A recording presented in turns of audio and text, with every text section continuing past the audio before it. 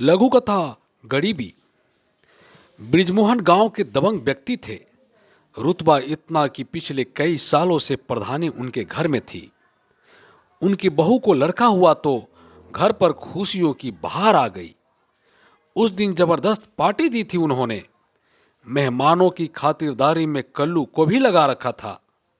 अचानक कल्लू को सीसू के रोने की आवाज सुनाई दी। अंदर जाकर देखा तो नवजात शिशु सोते सोते जाग गया था और अपनी मां को न पाकर रो रहा था। कल्लू दुलारवश नवजात शिशु को गोद में ले लिया कि मालकिन के पास पहुंचा देगा। अचानक बहू बाथरूम से निकली और उसके हाथ से बेटे को छीन लिया। तुम्हारी हिम्मत कैसे हुई इसे छूने की?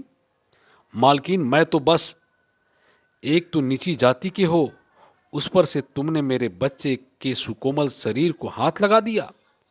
अब तो गंगा जल से इसे स्नान कराना होगा। कुछ एक महीने बाद पता चला गांव में जिले के कलेक्टर साहब आने वाले हैं। प्रधान होने के नाते उन्होंने पूरा बंदोबस्त कर लिया था कि कलेक्टर साहब को कोई परेशानी न हो।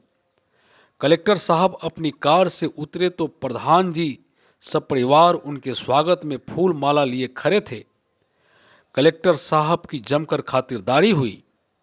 जब उनके जाने का समय हुआ तो प्रधान साहब अपने पौत्र को लेकर आए और उसकी गोद में डाल दिया।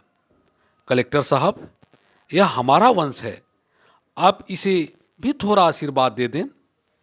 दूर खड़ा कल्लू सोच रहा था कि कलेक्टर साहब भी उसी जाति के हैं जिस जाति से मैं हूं।